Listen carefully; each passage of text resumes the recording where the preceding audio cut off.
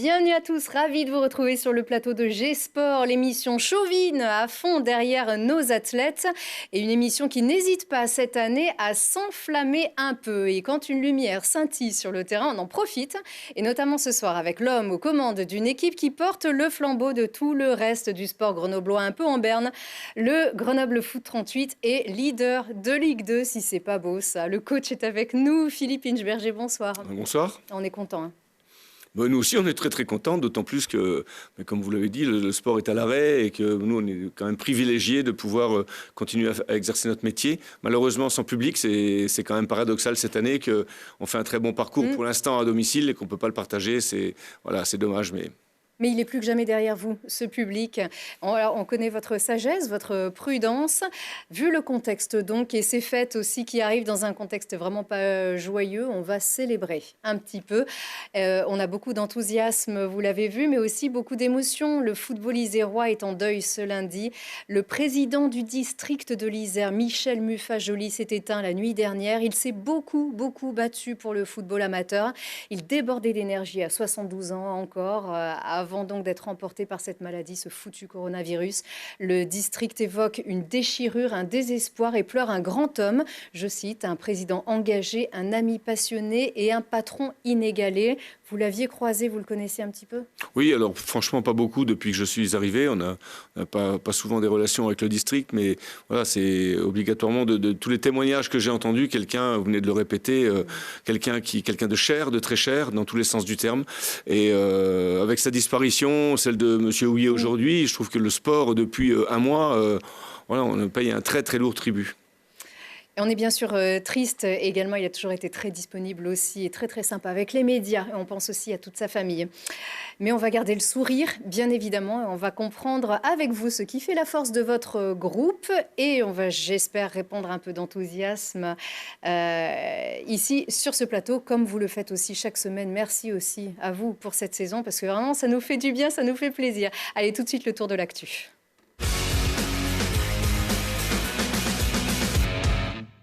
Et une femme à l'honneur pour commencer. Quelle femme emblématique du Grenoble-Alpes 38, Auréane Devaluez. Elle aura nagé 11 fois en championnat de France avec du plaisir et de la sueur, mais jamais de médaille.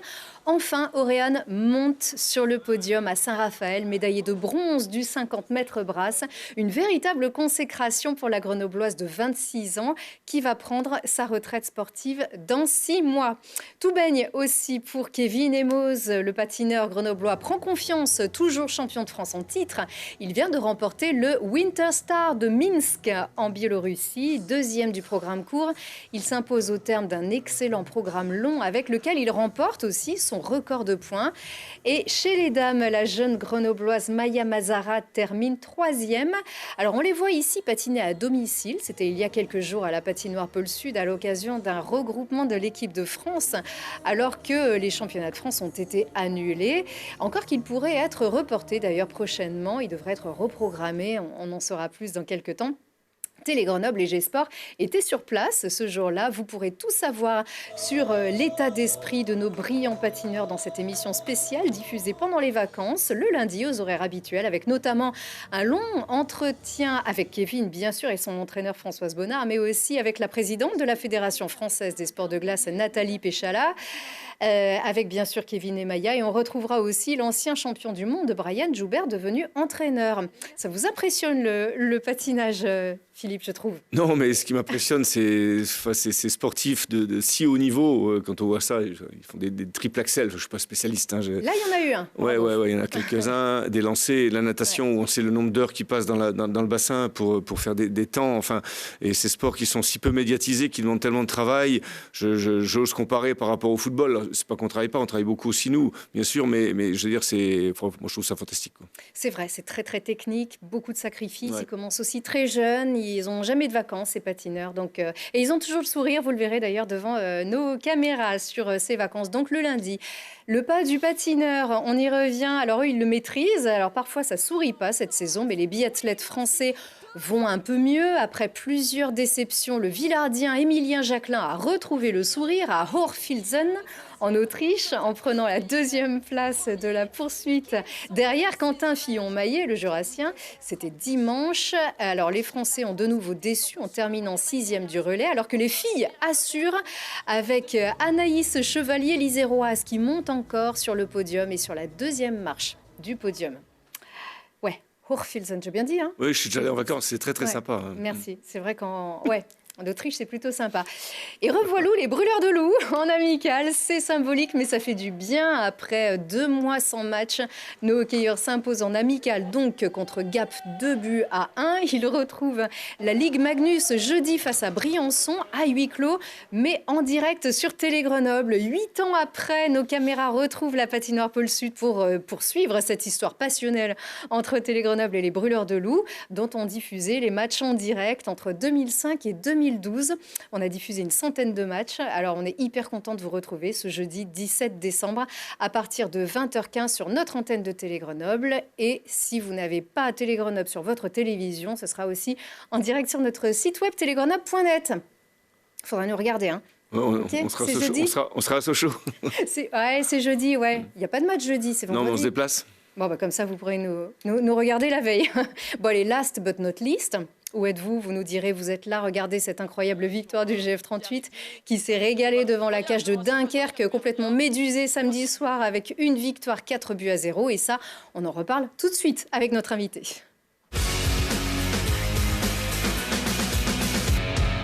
Et oui, car Grenoble est leader de Ligue 2. Grenoble est leader de Ligue 2. On s'en lasse pas. C'est pas facile à dire. C'est pas facile à dire. Bon, en même temps, ça fait un petit moment. Hein, alors, on regarde donc ce petit tableau déjà qui a circulé partout sur les messageries, la vôtre, les nôtres. On ne fête pas la montée, on en est loin, mais ça, c'est quand même symbolique. Mais tout à fait, d'autant plus qu'on est la 15e journée, enfin nous on n'a fait que 14 parce qu'on a un match en retard dès demain soir à Niort. En plus. Voilà, encore faut-il le gagner ou prendre des points. Et puis après, bah oui, c'est plutôt sympa, c'est vrai, il faut bien reconnaître. Et puis ça récompense le travail de tout un club, que ce soit Max, le président pour les affaires financières, comme vous pouvez voir actuellement, que nous on n'est encore pas trop touchés par la crise du Covid. Ensuite sur le recrutement qu'on a pu faire cette année, et puis voilà, l'équilibre de l'équipe, simplement le travail du staff technique, de tout le monde, la disponibilité des joueurs également, bien sûr, c'est très important. Il paraît que vous l'avez pris en photo, ce tableau, c'est vrai? Ouais, mais bon, c'était pour rire. C'est ce qu'a dit le Dauphiné libéré. Mais déjà, à Caen, on devait déjà, la semaine dernière, je m'excuse, on a pris un vieux penalty complètement imaginaire, il faut bien le dire, sans attaquer les arbitres à un quart d'heure de la fin. Donc, on était déjà en tête la semaine dernière. Donc, finalement, ça a été que partie remise à cause de ce foutu penalty. Et puis, du coup, avant d'entrer sur le terrain à la mi-temps là, contre Dunkerque, j'ai regardé le résultat de Paris FC, je ne vous le cache pas, qui était mené à l'époque à la mi-temps par Rodez, puisqu'ils ont égalisé Paris à la dernière minute.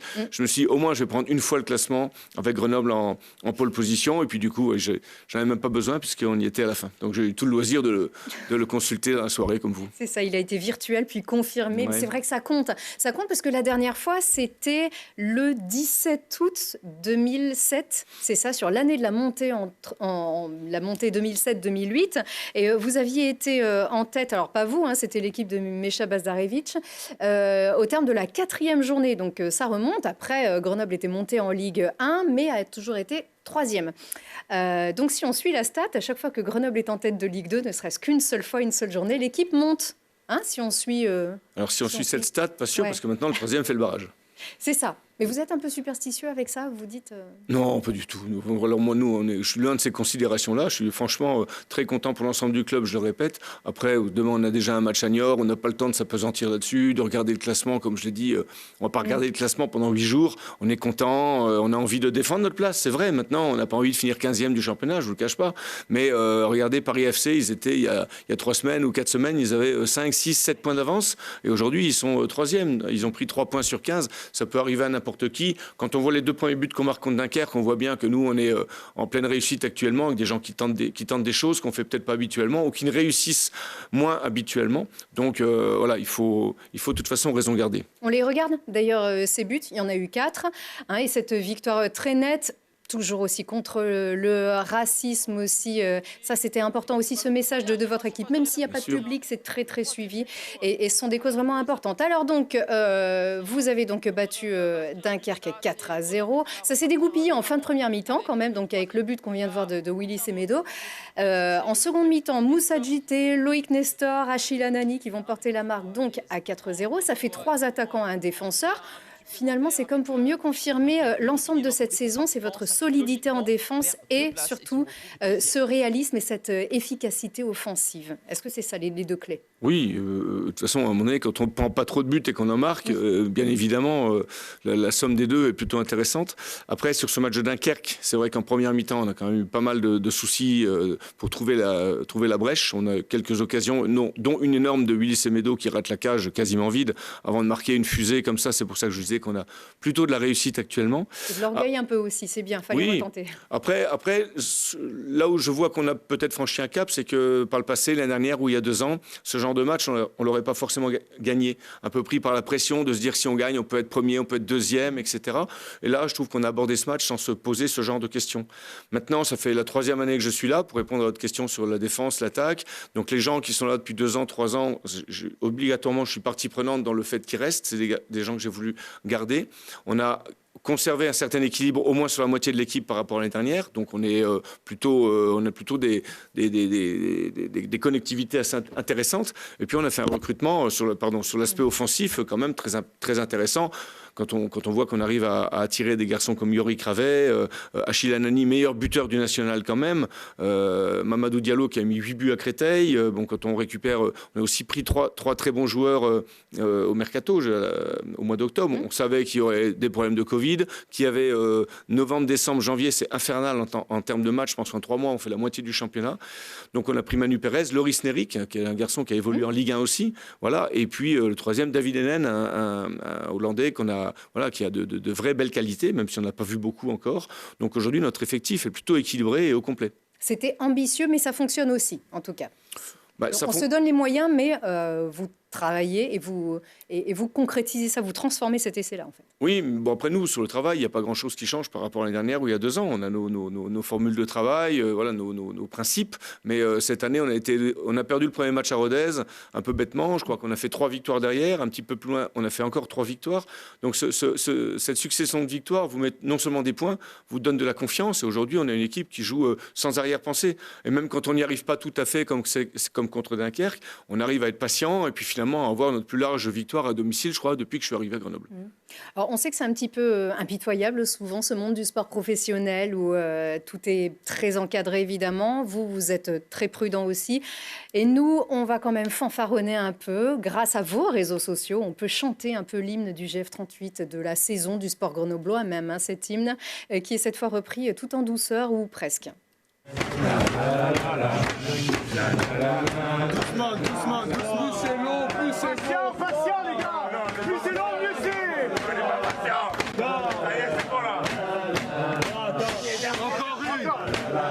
Encore une.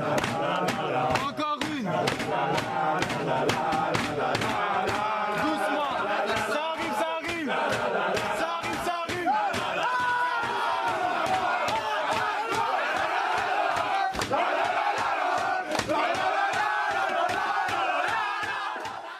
Voilà, la vidéo a dû s'arrêter. Alors, on n'est pas assez nombreux, nous, ici, pour reprendre le refrain. Vous en êtes fiers de ces joueurs quand vous les regardez comme ça, avec un peu d'attachement, évidemment. Ils sont joyeux, ça vous touche ?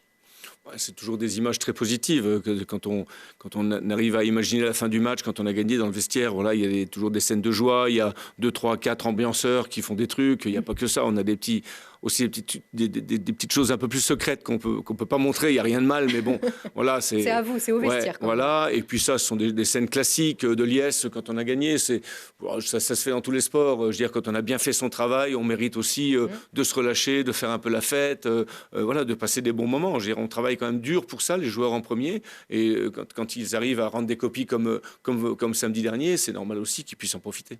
Oui, alors du côté de l'affectif, puisqu'on en parle, est-ce qu'il se passe quelque chose ? Parce que que quand on les voit ici, c'est évident, il y a une âme dans cette équipe. L'équipe se cherchait peut-être un peu l'an dernier, c'était une transition. Est-ce que le retour des garçons du club que vous évoquiez tout à l'heure, Yorick Ravé, Manu Pérez, qui sont certes des très bons joueurs, est-ce qu'ils n'ont pas aidé finalement à retrouver une âme après l'époque Bengriba, Sotoka et consorts? La vraie saison de transition, c'était l'année dernière, c'est vrai. Moi, quand je suis arrivé il y a 2 ans, on était sur la dynamique de la montée. C'est pas moi qui était présent, mais j'ai fait cette première année en Ligue 2 avec un groupe qui était constitué à 80% de gens qui étaient déjà là quasiment en CFA, voire CFA2, et qui avaient exactement 0 expérience de la Ligue 2. Zéro, à part Mchangama, Zanoussi qu'on a pris, notre Belge, et puis et Montbrice. Je crois que les autres n'avaient jamais fait un match en Ligue 2. Donc voilà, donc cette année on arrive, on est beaucoup plus expérimenté. Et je pense que le fait de voir revenir des garçons comme même Jotinan l'année dernière déjà, Manu Pérez cette année, Yorick Ravé, quand on voit la carrière du garçon, logiquement c'est un garçon que nous on peut pas s'offrir. Donc je pense que ça fait réfléchir un petit peu tout le monde de se dire pourquoi ces gens-là ils reviennent. Ils reviennent parce que ils aiment le club, ils aiment la ville, c'est chez eux, ils savent où ils sont, ils savent qu'ils vont être bien, ils savent qu'ils vont jouer, qu'ils vont travailler peut-être avec un staff qui est compétent, etc. Je me lance pas de fleurs bien sûr, mais c'est voilà. Et peut-être que ça fait prendre conscience à certains que finalement, le club de foot de Grenoble, il est plus attirant que ce qu'on veut bien dire. Ça lui donne presque, pardon, mais une forme de légitimité. On sait que vous l'avez. On sait qu'aussi Grenoble est une terre de sport en général, et que plus il y aura du haut niveau, que ce soit au rugby, au foot, au hockey, dans des univers bien sûr très différents, mais mieux on se portera chacun, on va dire individuellement. Mais est-ce que Grenoble a été tellement absent en fait de ces 2 divisions professionnelles, du football professionnel? Est-ce que ça aide finalement? C'est un gage de confiance, mais aussi de légitimité, le retour de ces garçons. Oui, mais tout à fait. Déjà, voilà, on récupère des bons joueurs qui disent tiens, l'équipe de Grenoble aujourd'hui, elle existe. Alors voilà, alors elle a disparu complètement, vous l'avez dit, mais je veux dire pour s'auto-tirer les uns les autres, c'est mieux si on a une grosse équipe de hockey, une grosse équipe de rugby, une grosse équipe de foot, une grosse équipe d'autres sports. Il y avait de la 2e division au handball, etc. Et tout ça, pour moi, ce sont des formidables locomotives. Et on est bien sûr concurrents dans nos sports. Parce que nous, on veut faire plus de monde que le rugby, je dis n'importe quoi. Hein. Bon, voilà. Ou de temps en temps, les brûleurs de loups font plus de monde que les footballeurs, voilà, alors que le stade est beaucoup plus grand. Mais je crois que tout ça, c'est des vraies locomotives qui s'auto-emmènent les unes aux autres. C'est hyper important. Nous, on adore rencontrer les gens des autres sports, notamment hockey, notamment rugby. On se croise maintenant qu'on habite au Stade des Alpes depuis 3 mois. On se croise pas mal avec les rugbyman. On échange un petit peu sur les manières de se préparer. On regarde ce qu'ils font, tiens, comment ils font, etc. Donc tout ça, c'est très intéressant, c'est très enrichissant. On en reparle là justement dans un petit instant de cette cohabitation avec le FCG. C'est vrai que c'était un cas de figure que vous n'aviez pas forcément connu dans les autres clubs que vous aviez précédemment entraînés. Vraiment cette, pas concurrence, mais cette coexistence des sports de haut niveau. Oui, alors le seul problème, c'est qu'entre le rugby et le foot, on n'utilise pas de la même façon le terrain, si vous voulez ce que je veux dire. Nous, entre une mêlée et puis une petite touche en foot où il y a 5 gringalets de 75 kilos qui se baladent par là. Bon, voilà. Mais les instances, instances municipales, etc., on fait aussi pour qu'on puisse, depuis 2 ans, avoir une vraie surface de jeu, c'est vrai. Mais après, je trouve que c'est un stade qui est beaucoup utilisé chaque semaine par des sportifs différents, mis à part un peu la surutilisation de la pelouse. Moi, je trouve ça franchement extraordinaire, quoi. Je ne vois pas pourquoi ce beau stade des Alpes devrait fonctionner une fois tous les 15 jours, une fois tous les 3 semaines. C'est trop bien. Mais si vous montez en Ligue 1, ça sera le cas encore? On a bien le temps de discuter d'ici là. On a largement le temps de réfléchir. D'accord, ce serait chouette, en tout cas. Il faudrait que les 2 équipes montent, à vrai dire, ça serait top. Oui, ça c'est sûr. Top le 14, FCG un peu plus dans la difficulté, mais rien n'est encore décidé, bien évidemment. Ce contexte aussi, vous avez été touché massivement, votre équipe, par le Covid, jusqu'à 19 cas simultanés dans l'équipe et le club. Est-ce que finalement votre équipe elle est plus forte contre ces éléments en fait? Est-ce qu'on profite d'être en bonne santé, on profite de pouvoir jouer? C'est pas le cas de tous les sportifs. Oui, bien sûr. Je l'ai dit tout à l'heure, de pouvoir pratiquer notre sport simplement, notre métier. On est des privilégiés. Donc vous le répétez ça? Oui, c'est un message qui passe. On l'a dit une paire de fois maintenant. Je crois que c'est ancré. Maintenant, par rapport au premier confinement aussi, il y a d'autres secteurs qui ont retrouvé aussi de l'activité et c'est une très très bonne chose. Simplement, on a eu un mois d'octobre qui a été très très bousculé. Je crois qu'aujourd'hui, on a 2 joueurs de l'effectif qui n'ont pas eu le Covid. Donc tout le monde l'a eu. Mais on est content du coup parce que comme ça, on a pu ce stress avant chaque match, puisqu'on faisait les tests 48 heures avant les matchs, ce stress de savoir si on avait 2, 3, 4 joueurs touchés. Alors effectivement, on en a eu une fois 12, mais il y avait 5 administratifs. Donc on avait 7 joueurs et en rentrant sur 2 déplacements d'ailleurs, sur Amiens et Guingamp, on a explosé les cas. Et sur Amiens, on a eu 19 cas, dont 13 joueurs. Ce qui nous a permis quand même d'avoir 2 matchs remis, Nancy et Niort, et du coup de pouvoir mettre tout le monde à l'isolement et pouvoir recommencer tranquillement sans être bousculé par la compétition. Donc ça, on a eu quand même pas mal de chance. Et en gardant en plus votre dynamique. Oui, voilà, en gardant une très bonne dynamique de victoire, de classement, et du coup en se disant qu'on avait 2 matchs en retard en plus. Alors on a bien négocié le premier il y a 15 jours contre Nancy, il nous reste à bien négocier le second demain. Oui, alors Niort justement. Alors le contexte sportif, c'est que vous n'avez pas perdu depuis 2 mois, hein, donc depuis le 17 octobre à Amiens. Alors des victoires, des buts, des regrets. Alors vous parliez de Caen tout à l'heure où un pénalty a été très gentiment accordé à Caen alors que vous meniez toute la partie. Être leader, forcément, vous allez être attendu davantage par vos concurrents. Est-ce que vous allez changer des choses à l'entraînement, votre message, votre programme? Non, mais alors à l'entraînement déjà non, puisque a priori ça fonctionne plutôt bien comme ça. Donc je dirais qu'on répare pas ce qui n'est pas cassé. Bon, on continue un peu dans notre manière de fonctionner, sachant que depuis quand même presque un petit mois là, avec tous les matchs qu'on a, parce qu'on on va quand même faire 9 matchs en 25 jours, c'est-à-dire quasiment un match tous les 3 jours. Là on a 3 matchs, on a joué samedi, on joue demain, on rejoue vendredi à Sochaux. On a 3 matchs en 6 jours, donc on a une accumulation de matchs qui fait que d'un autre côté tout l'effectif est mobilisé avec pas mal de rotations pour éviter les blessures parce que c'est trop accidentogène. Et puis 2, garder de la fraîcheur à l'équipe. Donc pour l'instant, ça nous a plutôt bien réussi. Oui, chacun a sa place. Hein. Ouais, voilà, on a doublé à peu près tous les postes. Et quand on fait des changements, je dirais le rendement de l'équipe s'en ressent pas forcément. Voilà, on a même eu notre meilleure victoire de l'année sans Yorick Ravet. Donc comme quoi, même Yorick est pas indispensable ou irremplaçable. Comment il va? Bon, il va bien, il va beaucoup mieux là, déjà depuis 10 jours. Alors on est en train de le transformer en athlète. Là, il travaille avec les préparateurs physiques. Je dis pas que c'en est pas un, mais bon. On le renforce du haut, comme on ne peut pas trop travailler sur le bas. C'est ça, parce qu'il marque, il se blesse et il sort. Ouais, voilà, c'est vrai exactement. que c'est dommage. Alors, on a parlé du rugby, ça c'est fait. Est-ce que, une dernière chose, on dit souvent que les structures manquent au GF38 et notamment un beau centre de formation. Alors, le projet est en cours, n'empêche, côté formation des jeunes, Olivier Giroud, Florian Thauvin, maintenant Ruben Aguilar, en équipe de France, on est plutôt pas mal. Quand il y avait de la formation à Grenoble, oui, ce qui n'est plus le cas aujourd'hui. Quand je dis de la formation, c'est un vrai centre de formation avec des éducateurs, avec des équipes au plus haut niveau, que ce soit sur notre équipe réserve aujourd'hui qui évolue en R1, c'est trop bas. On n'a plus d'équipe en championnat national de jeunes, ce qui est quand même incroyable pour une équipe de Ligue 2, sachant que nous, aujourd'hui, on n'a rien pour garder nos meilleurs jeunes. Un gamin de 15 ans qui est bon, aujourd'hui, il va... En plus, c'est pas comme si on n'avait pas des clubs autour. Il va filer à Lyon, il va filer à Saint-Étienne, il va filer à Clermont même ou à Dijon. Et parce qu'ils viennent repérer, ils viennent nous les piquer. Et comme nous, on ne peut pas les conserver parce qu'on n'a rien à leur donner qui les bloque, c'est-à-dire des contrats d'aspirants ou de stagiaires, on ne peut pas, comme on n'a pas de centre de formation, du coup, ces jeunes joueurs, ils s'en vont. Donc du coup, quand on arrive à 18, 19 ans, chez nous, on va manquer de qualité. Donc il nous manque cette passerelle entre notre formation ou pré-formation et puis l'équipe professionnelle. Même si on a recruté cette année pour l'équipe réserve 3, 4, 5 joueurs à potentiel qui ont déjà, c'était Aziz, c'était Renou, c'était Cissé, qui ont déjà fait des piges avec nous. Je veux dire, aujourd'hui, c'est insuffisant. Et partant de là, aujourd'hui, pour un club comme Grenoble en Ligue 2, il nous manque aussi des structures vraiment d'entraînement pour l'équipe professionnelle. Tout le monde le sait. Notre terrain de la Poterne, malheureusement, il est à partir du 15 octobre quasi inutilisable. Donc, on fait, nous, 4 mois sur d'entraînement sur terrain synthétique, ce qui est forcément un handicap.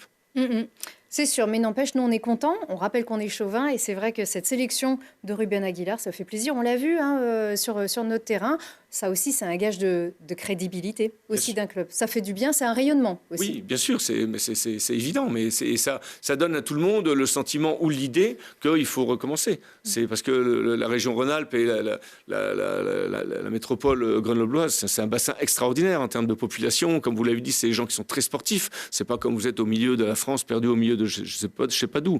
Voilà, où on va voir très peu de sportifs et notamment de footballeurs en ce qui nous concerne.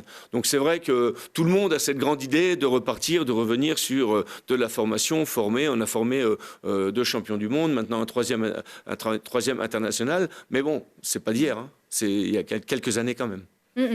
Donc il y a quelques années quand même, on a retrouvé les images, on le revoit, voilà, il est là tout à gauche, regardez Ruben Aguilar, hein, dans votre stade des Alpes. Oui. Voilà, c'est vrai que ça fait bien plaisir. Alors là, même au stade Lesdiguières à l'époque, où il fallait aussi s'entraîner, le voilà, regardez, on a fait des petits agrandissements. Ben, on n'en a pas beaucoup, alors quand on en a, on les revendique. Hein, voilà, et on est bien content et on les soutient. Vous êtes lorrain, vous êtes content à Grenoble, ça va, hein? Oui, je suis déjà pas surpris par le climat, puisque le climat lorrain est à peu près dans les mêmes eaux.